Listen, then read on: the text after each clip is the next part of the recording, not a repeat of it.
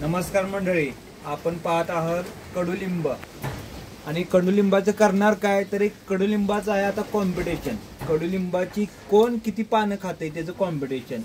एक अनोळखी कॉम्पिटिशन आहे. याच्या अगोदर तुम्ही पाहिले ना पाहिले माहित नाही, पण आता आपल्या पुढे आहे श्रीराज आणि हर्षवर्धन यांच्या दोघांमध्ये कोण किती कडुलिंबाची पानं खाते त्याचं कॉम्पिटिशन प्रतियोगिता होणार आहे.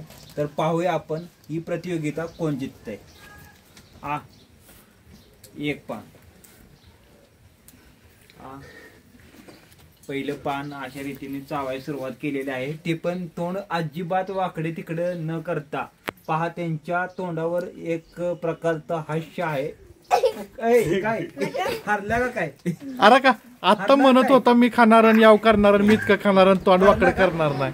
हे देखा तो हरलेला आहे एका पानात.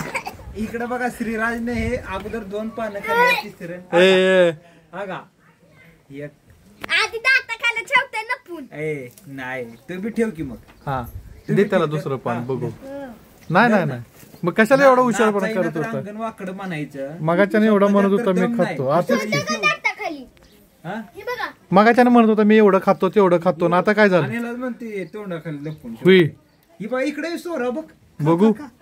चोरानं स्वतः पान घेतले तोडून, तिला कोण दिना आणि चावून खा, चावून खा. द्या की अजून द्या, आवडलं बापू. आणि या पोरांचं पाहून मला पण पान खाण्याची खूप इच्छा झालेली आहे. कडुलिंबाचं पान खाणं आपल्या शरीरासाठी अत्यंत फायदेमंद आहे. आपल्या पूर्वीपासूनच सांगत आलेले आहेत आपण, जेणेकरून गुढी पाडव्याला गुळावर खाता. खूप कडू आहे पण शरीरासाठी एकदम चांगलं आहे.